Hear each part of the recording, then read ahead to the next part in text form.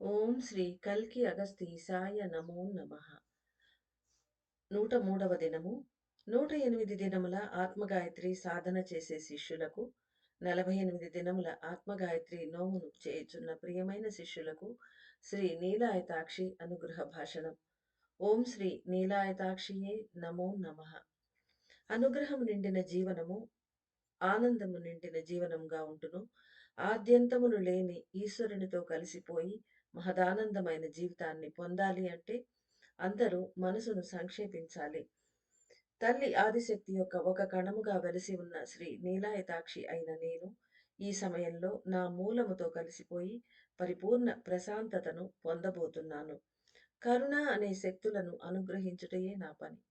జీవాణువు గూటి యొక్క ఒక పొర శక్తులుగా నిలిచి ఉన్న నేను అత్యంత సూక్ష్మమైన కాంతి తంతువులను తీసుకొని పనిచేస్తాను. అనగా అత్యంత సూక్ష్మమైన కాంతి తంతువులతో పనిచేస్తాను.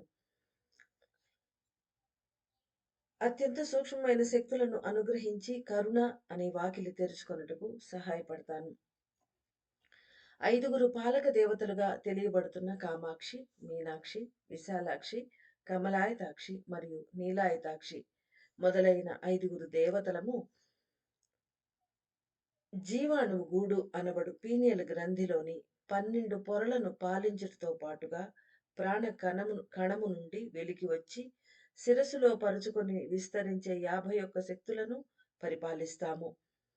పాలక దేవత అనబడు ఒక దేవి 10 ప్రాణ కణములతో కాంతి తంతు సంబంధమును కలిగి ఉండును.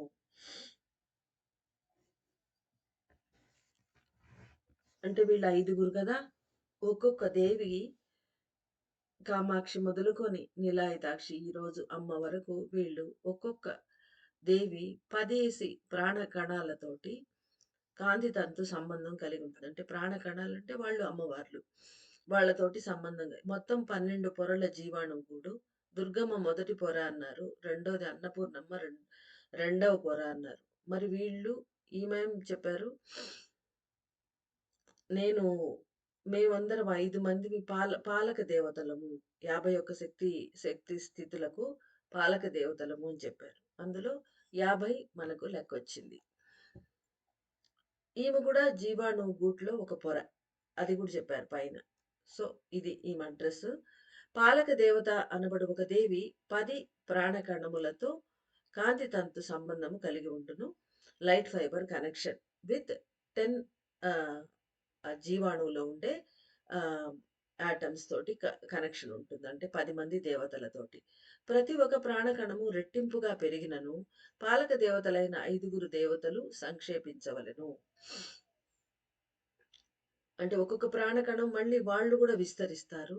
అయినాను పాలక దేవతలైన 5గురు దేవతలు సంక్షేపించాలి. అంటే ఇప్పుడు వీళ్ళు సంక్షేపిస్తూ ఉన్నారు. శక్తులను పంచుట, అవసరాలను తెలుసుకొనుట అనునవే మా పని. అంటే వాళ్ళు ఎంతగా పెరిగి ఉన్నా కూడా వాళ్ళకి శక్తులు వీళ్ళు పంచిపెట్టాలి. వాళ్ళ బాధ్యత వీళ్ళదే అయినా కూడా వాళ్ళు సంక్షేపించాల్సిందే. సో, వీళ్ళ పని ఏందంటే శక్తులను పంచుట, అవసరాలను తెలుసుకొనుట అనునవే మా పని. బిందువు అను మూల గర్భస్థ పదార్థమైన ఆది పరాశక్తి ముగ్గురు దేవతలకే తన శక్తులను పంచిపెడతారు. ఆది పరాశక్తి మెయిన్ ముగ్గురున్నారు కదా అమ్మలు, ముగ్గురు అమ్మలు. ఆదిశక్తి, ఆదిలక్ష్మి, ఆది సరస్వతి వాళ్ళ ముగ్గురికి పంచుతారు. అలా ఆ కింద నుంచి దిగుతూ వస్తుంది శక్తి. ముగ్గురు దేవతలలో ఆదిశక్తి నవశక్తులుగా ముగ్గురు దేవతలలో ఆదిశక్తి నవశక్తులుగా బిందువులో నెలకొని ఉండే మాకు శక్తులను అందిస్తారు. వీళ్ళలో 5గురు చెప్పారు. మొత్తం 9 మంది. వీళ్ళు 9 మందికి బిందువులో ఉంటారు వీళ్ళు. వీళ్ళకు ఈ ముగ్గురు ఆదిశక్తి ఇచ్చి శక్తులను అందిస్తుందన్నమాట. ఇక ఆదిలక్ష్మి శరీరంలోని అతి ముఖ్యమైన అంగములను రక్షించేందుకై అష్టలక్ష్ములుగా రూపొంది వారికి శక్తులను కురిపిస్తారు. అంటే ఈ ముగ్గురు డ్యూటీస్ చెప్తున్నారు.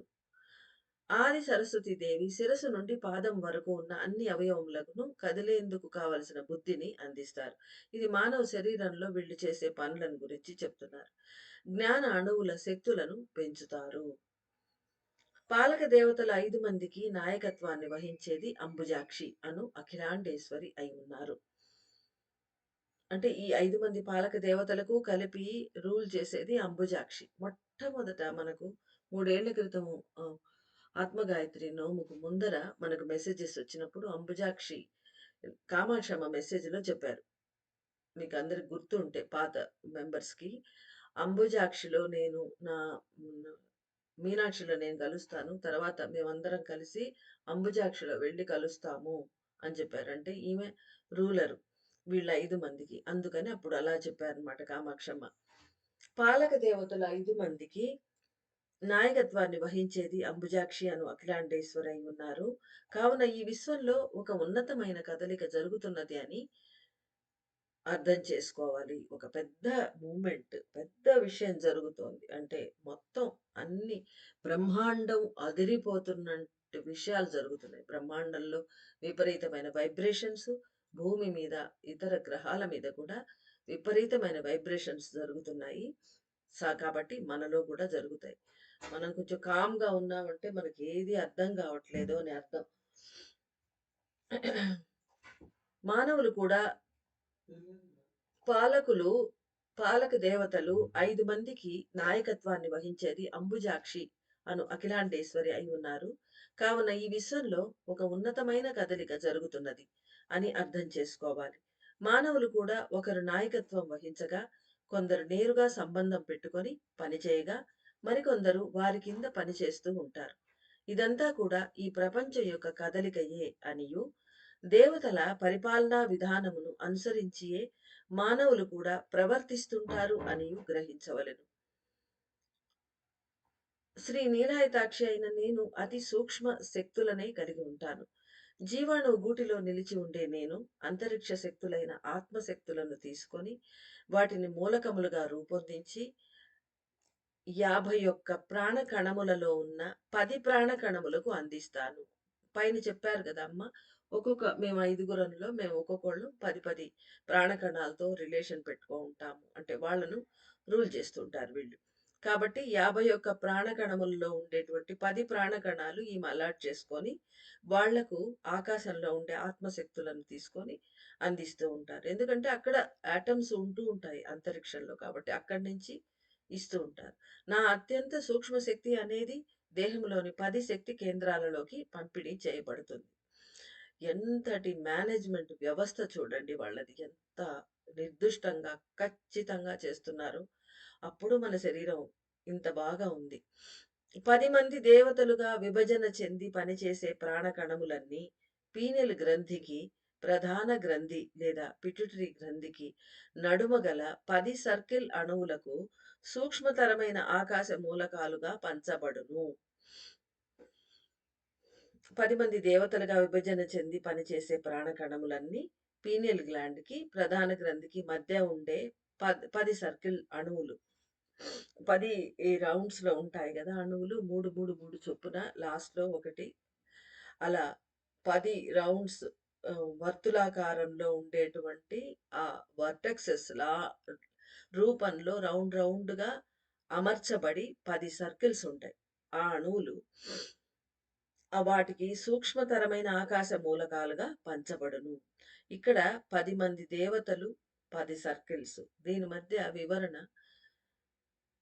అంతగా క్లియర్‌గా తెలియట్లేదు. వచ్చే మెసేజెస్‌లో మనకు తెలుస్తుందని నేను భావిస్తున్నాను. కాబట్టి పీనియల్ గ్లాండ్‌కి, పిట్యూటరీ గ్లాండ్‌కి నడుమ గల 10 సర్కిల్ అణువులకు సూక్ష్మతరమైన ఆకాశ మూలకాలుగా పంచబడును. వాళ్లకు శక్తులు పంచుతారు అమ్మ అని చెప్తున్నారు.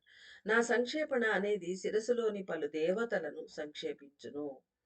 అంటే అమ్మ సంక్షేపిస్తే అమ్మ పరివార దేవతలు, అమ్మతో సంబంధించిన వాళ్ళందరూ కూడా సంక్షేపిస్తారు. అందువలన ఆకాశ మూలకాలని అతీతముగా కురిపించుటకు నేను ప్రయత్నిస్తున్నాను. ఆత్మలింగ పూజలను చేసి ఉన్న సమయంలోనే నేను ఆకాశ మూలకాలని అధిక మాత్రలో ఆకర్షించి అనుగ్రహించసాగాను. అంటే మనం ఆత్మలింగం తెచ్చుకొని పూజ చేసేటప్పుడు నీలాయతాక్షి అమ్మ వచ్చినప్పుడే ఆమె పేరే నీలాయతాక్షి. ఎందుకంటే నీలం ఆకాశం నీలం కదా! అదే శక్తులను కలిగుందమ్మ. కాబట్టి అప్పటినుంచే ఆమె చాలా ఆకాశ మూలకాల్ని సూక్ష్మ రూపంలో ఎక్కువగా మాక్సిమం ఆకర్షించి ఇవ్వడం స్టార్ట్ చేశారు అప్పటినుంచే.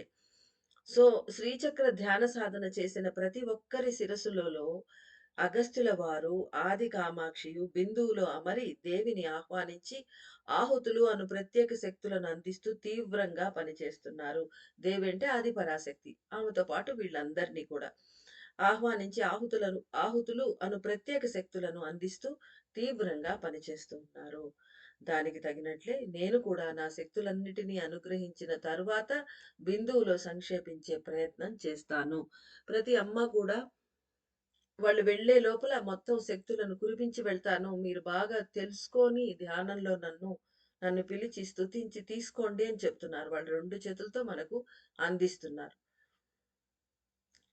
ఆదిశక్తి కూడా అతి త్వరలోనే సంపూర్ణంగా సంక్షేపిస్తారు. నీలాయతాక్షి అయిన నేను మీ శిరస్సులో ఉండే 10 సర్కిల్‌లలో ఉండే అణువులకు అత్యంత సూక్ష్మమైన ఆకాశ మూలకాలను పంచిపెడుతూ ఉన్నందున, పలు ఆత్మ గర్భస్థ బీజములు విడిపడి పైకి వెళ్ళిపోగలవు. అంటే మనలో చాలా ఎందుకంటే ఆకాశ మూలకాలే మెయిన్. అవి హైయెస్ట్ ఆహ్, ఆత్మకాంతి రిలేటెడ్ శక్తులు. కాబట్టి అవి వచ్చినప్పుడు మన లోపల చాలా విడిపడి పైకెళ్ళిపోతాయి. క్లియర్ అయిపోతాయి. చాలా ఆహ్, అణువులనమాట మనకు. ఆత్మ కణాలు. 10 సర్కిల్‌లోని అణువులే క్రమక్రమంగా కలిసి కరిగిపోయి అక్కడే శూన్యము పెరిగిపోవును. ఈమెతో సంబంధం ఉన్న ఆ 10 సర్కిల్‌లోని అణువులు కూడా అవి కూడా క్రమక్రమ కరిగిపోయి అక్కడ పెద్ద శూన్యం ఏర్పడిపోతుంది. ఒక మహా గొప్ప శూన్యము పెరుగుటకు నేను సహాయపడతాను. అంటే మనం ఊహించలేం. అంత శూన్యము అమ్మ ఇవ్వగలదు.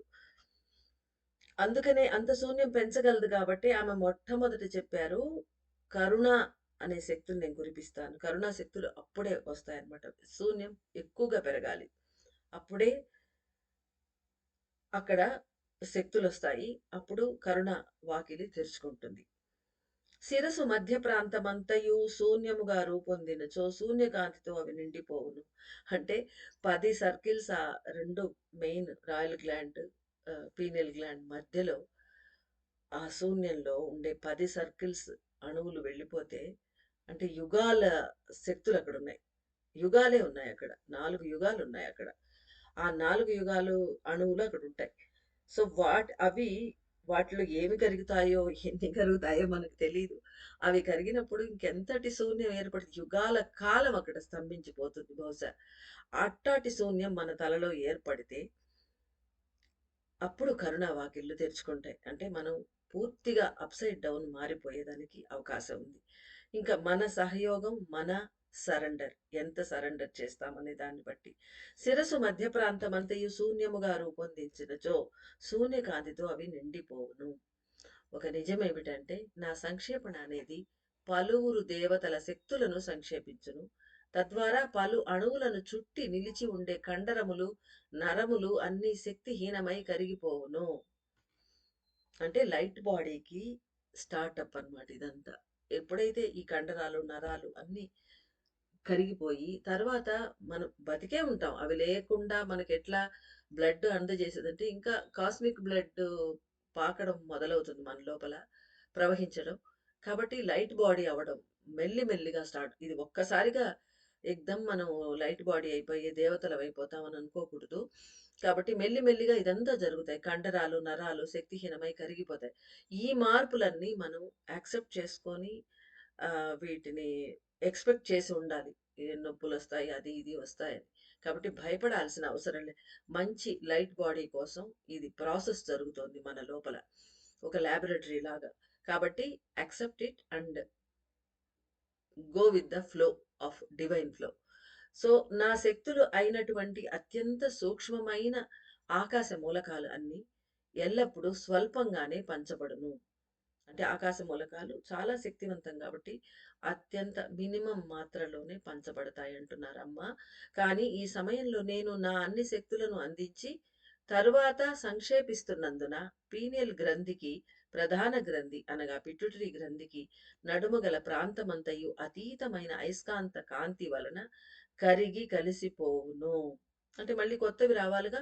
కొత్త పిట్యూటరీ గ్లాండ్ రావాలి. కొత్త పీనియల్ గ్లాండ్ రావాలి. కాబట్టి ఆ మధ్య ప్రాంతమంతా అయస్కాంత కాంతి ప్రవహిస్తుంది శూన్యం వలన. అవన్నీ కరిగిపోతాయి పైన చెప్పినట్టుగా. నరములు, కండరములు కరిగి కలియాలి అంటే ఆకాశ మూలకాలలోనే అత్యంత సూక్ష్మమైన పాదరస అణు బీజములు పరుచుకొని ఉండాలి. అటువంటి శక్తులన్నీ ఒకేసారి విడుదలవుతాయి. అంటే ఏవి అవసరమో అవన్నీ ఒకేసారి విడుదలై పైన చెప్పిన ప్రాసెస్ అంతా జరుగుతుంది. ముందర అమ్మ పనిచేసేటప్పుడు అత్యంత స్వల్ప మాత్రల్లోనే ఆకాశ మూలకాలు మనకు అందిస్తూ ఉన్నారు. మామూలుగా ఆమె చేసే కార్యక్రమం. కానీ ఇప్పుడు అన్ని శక్తులను ఇస్తానంటున్నారు. ఒక్కసారిగా ఫ్లడ్ లాగా అన్ని శక్తులను కురిపించేసి అమ్మ వెళ్ళిపోతారు. శ్రీచక్ర ధ్యాన సాధన లోతుగా భక్తితో చేసే వారందరూ తమ శిరస్సులలో జరుగుతున్న మార్పులను తెలుసుకోవాలి.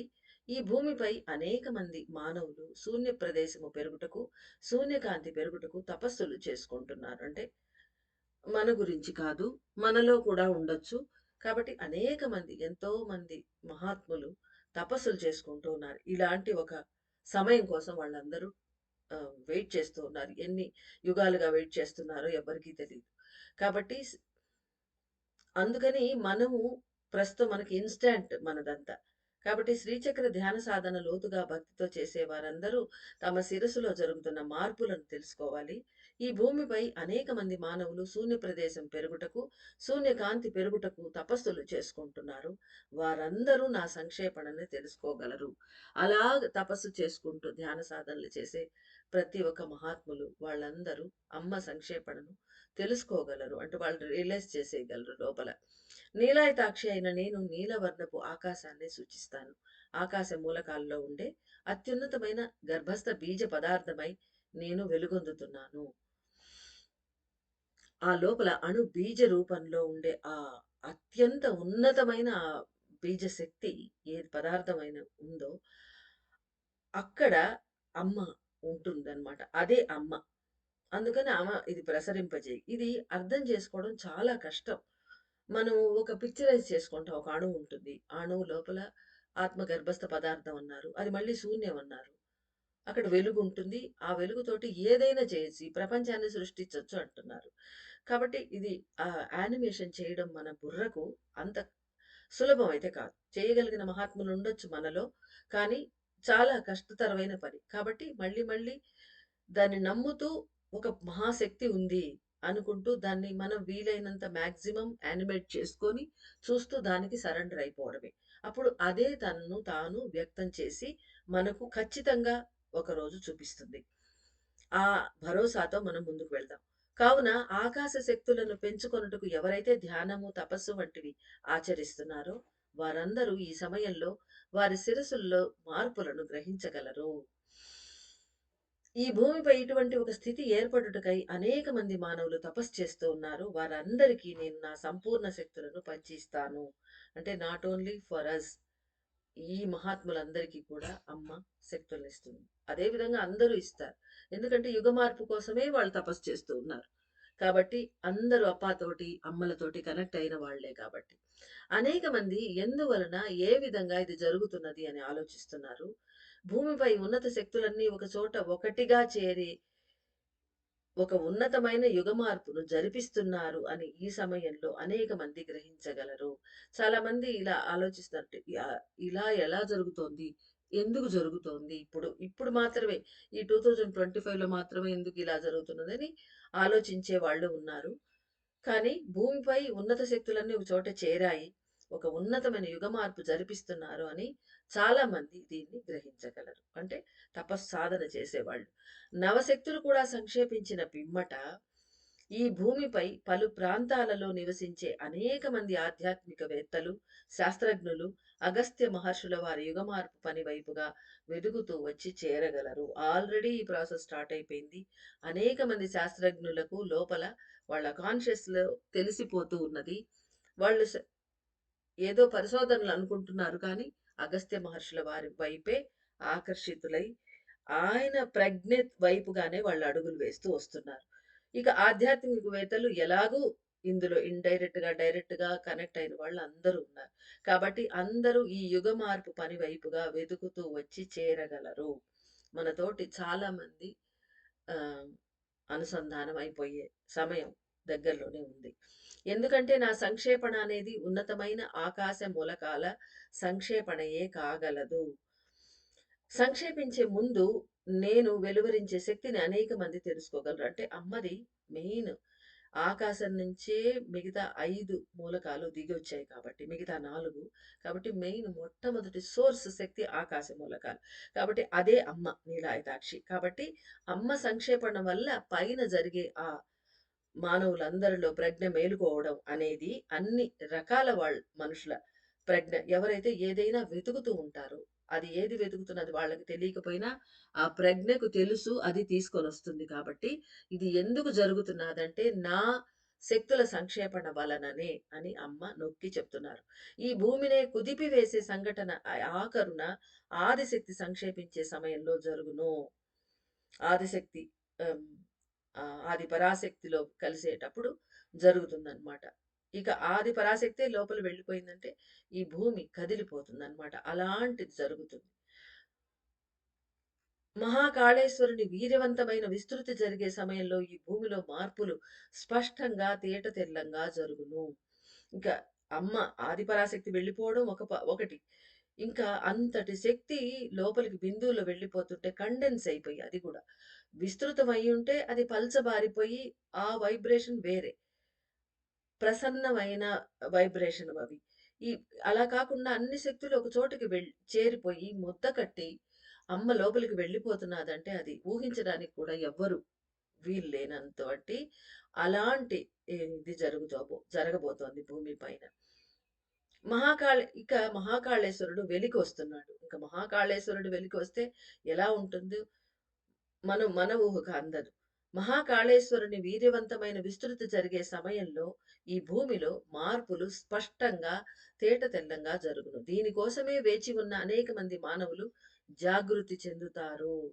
సుషుప్త అవస్థలో వాళ్ళందరూ దాంట్లో మునిగిపోయి ఉన్నారు. ఈ టైం కోసమే ఉండే మహానుభావులు వాళ్ళందరూ జాగృతవుతారు. అన్బాలయం అను పేరుతో ఉదయించి ఉన్న సత్యయుగము కరుణాలయ అనే కరుణా సముద్రమై విరబూయనున్నది. ఈ ఘటనల కోసమే తపస్సు ఆచరిస్తున్న వారు ఈ లోకంలో అనేక ప్రాంతాల నుండి సత్యము వైపుగా వెదుగుతూ వచ్చి చేరగలరు. అందరి శిరస్సులలో కరిగి కలిసిపోయే కండరములు, నరములు శరీరాన్ని కొంత బాధ పెట్టగలవు. అయితే అవన్నీ పూర్తిగా అదృశ్యం కాగలవు. అంటే బెంగ పెట్టుకోవాల్సిన అవసరం లేదు కొంత. మనం మామూలుగానే ఎన్నో నొప్పులతో బాధలు పడుతున్నాం. అనవసరమైన మనం చేసుకున్న కర్మలు వాటి వల్ల. కానీ ఇప్పుడు ఇది తీయని బాధగా మనం యాక్సెప్ట్ చేసుకోవాలి. ఎందుకంటే మనకు మంచి చేసే బాధ ఇది. కొంత చెడును తీసివేస్తున్నప్పుడు, లేదు ఒక మంచి మార్పు జరుగుతున్నప్పుడు ఇలా ఎందుకంటే భూమే బాధపడుతోంది మన కోసం. అమ్మ చాలా pains she is going through so much pain అని అన్ని మెసేజ్‌ల్లో మనకు తెలిసున్నది. కాబట్టి అమ్మ బాధపడుతుంది. మనం కూడా బాధపడతాం. కలిసి కరిగిపోవు కండరములు, నరములు శరీరాన్ని కొంత బాధ పెడతాయి. అయితే అవన్నీ పూర్తిగా అదృశ్యం కాగలవు. కాంతివంతమైన దేహం ఏర్పడును. మనసు పూర్తిగా ఒదిగిపోవును. అనేక ఉన్నతమైన స్థితులు ఏర్పడును. సత్యాన్ని తెలుసుకొని, లోతుగా ధ్యానిస్తూ, శూన్యకాంతిని పెంచుకొని ఈ లోకానికే వెలుగును చూపించాలి. గ్రహించి వెలుగు చూపించాలని పరమానందమైన ఆశీస్సులను కురిపిస్తున్నాను. శ్రీ నీలాయతాక్షి కరుణాపూరితమైన ఆశీస్సులు.